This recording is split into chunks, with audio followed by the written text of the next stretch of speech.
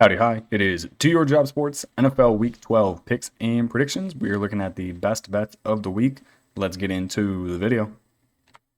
All right, first things first, we're going to recap a poor Week 11 performance. We go 3-5 overall.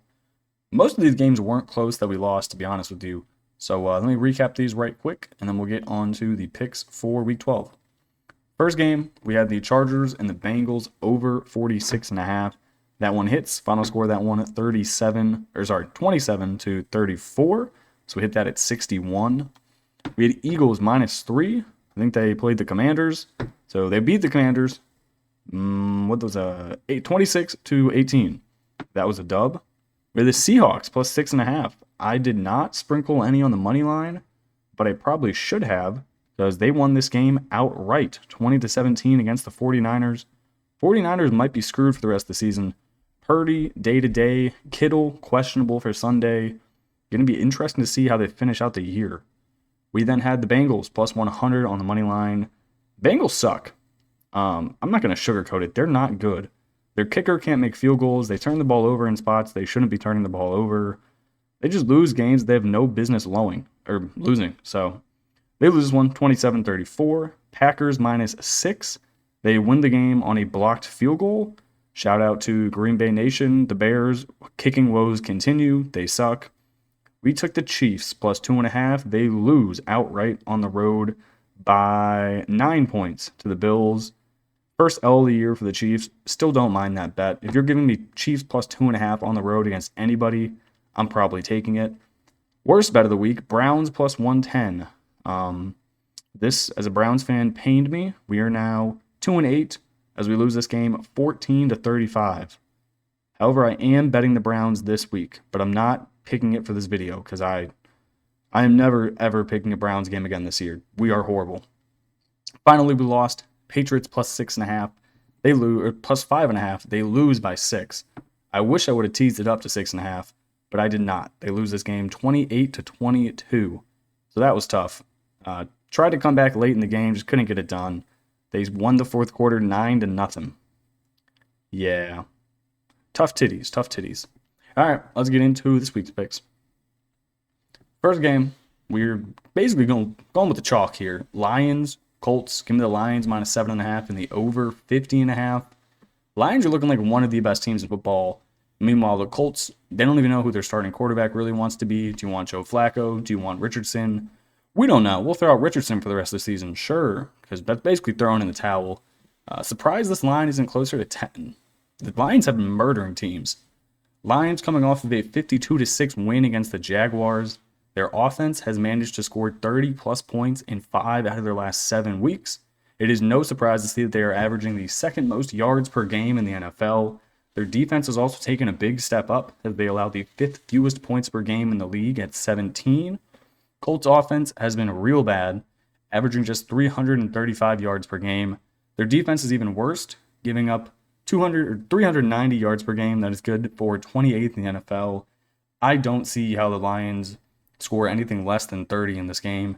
Jared Goff and company should absolutely destroy this Colts team. Lions -7.5, over 50.5. Lock it up. Next game, Commanders and the Cowgirls. The Cowboys might be approaching sell-the-team levels of bad. They have now lost 5 games in a row. They got to travel to Landover to get smacked by the Commanders, a team who are pissed off because they have lost 2 close games in a row. The Commanders' losses have come against the Steelers and the Eagles, so 2 high-quality teams. Can't be too mad about those, but the Steelers one was at home, and then the Eagles one was on the road. They now come back home to face a Dallas team whose starting quarterback is Cooper Rush. I don't even think most people could spell Cooper Rush. Cowboys already given up. Jerry Jones probably should not be in charge of this team anymore. He's too old. He doesn't really realize that they don't have a running back. Zeke Elliott cannot be your RB1. That dude sucks. Also, don't mind the Commanders team total over. Cowgirls have given up 34, 34, 27, 30, and 47 in their last 5 games. Commanders offense, very potent. They can score at will. So give me the Commanders -10.5. I don't think the Cowgirls will be able to score anything more than 14 points in this game. Next game, Cardinals and the Seahawks. Seahawks had a bye week. Then this previous week, they were able to get it done in San Fran, beating the 49ers. That was a massive win for them. Geno Smith finally looked good closing out a game. In the previous weeks before the bye week, the Seahawks always just choked this game away late. It was like, oh, we're within a touchdown. All right, we're going to throw a pick six. Or, all right, we're just going to go 4 and out. Like, no, Geno, you gotta win these. Y'all did not trade away Russ a while ago to come in here and be awful. These two teams match up very well when it comes to actual stats. They're ranked 14th and 9th in yards per game, sitting at 355 and 373. Their defenses ranked 21st and 23rd, giving up 360 and 365. Seahawks are 3-1 on the season at home. Their only loss coming at home to the Bills. I think the stadium should be absolutely packed and rocking out. It's home of the 12th man. They're known for having a loud, very good environment. So I think that helps them here. Give me the Flightless Birds, minus 110 on the money line. Next game, Eagles and Rams. Rams have been screwing me hard recently. It's 2 weeks in a row I've bet against them, and they've won. So help me God, I'm betting against them until I win. Eagles team playing good ball right now. Winners of 6 in a row against some high-quality teams as well. So I'm going to continue to ride them. Eagles have the 4th ranked offense, averaging 401 yards per game, with the number 1 ranked defense in the NFL, giving up just 292 yards per game. In their last 8 games, their opponent has scored more than 20 points a singular time. That was somehow against the Jaguars, and the Eagles still covered this -3 number. They won 28-23. They won by 5. This Rams team has won 4 out of their last 5 games, but their most impressive win was against a struggling Vikings team. They also played teams like the Raiders and the Patriots. So their wins haven't been against high-quality opponents. This is the highest quality opponent they've played all year. So I'm going to take the Eagles -3 on the road. Next game, San Fran, Green Bay. I'm taking the Packers -2.5. These two teams coming off of very different weeks. Packers win a road game in Chicago on a blocked field goal, boosting the overall morale for the rest of the season. 49ers lose a home game against the Seahawks. Purdy and Kittle both get injured in that game. They are questionable for this one on Sunday. That immediately makes it a Packers hammer spot. Both of these offenses are really solid, being ranked 3rd and 5th in yards per game, averaging 410 and 395. Packers defense allows fewer points per game than the Niners do, giving up just 21 a game compared to the 49ers' 22.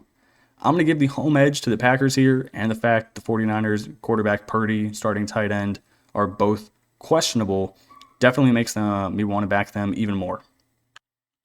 Final game here, we are headed to Chicago. I'm taking the Bears +3.5 against the Vikings. I do not think they will disappoint the city 2 weeks in a row. I think they're going to be able to get it done here. Bears have had a tough few losses in a row, so I think this is where they finally able to get home and get it right. Vikings have won 3 games in a row, but I've not been impressed with how they've won these games. They're just barely squeaking by bottom of the barrel teams. The Vikings beat the Colts last week by 8, the Jaguars the week previous by 5, and then the Titans by 10.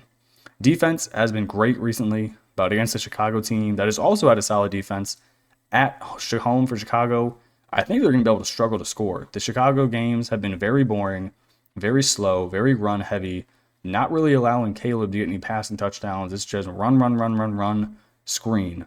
Caleb Williams, Bears offense, finally able to put together 2 touchdowns, both on the ground. I think they're able to build on that. In the previous weeks, they put up 3 points and 9 points. So they were not doing anything offensively. They were able to open the can of worms a little bit against the Packers, running it for 2. I think they're finally able to go for 2 or 3 passing touchdowns in this game. They're going to have to open the field up for Caleb. They're 4-6 right now. If they want the season to change, they're going to have to change something offensively. I think this is the game to do it against a Vikings team who has not been able to score that many points recently. Give me the Bears +3.5. Lock it up.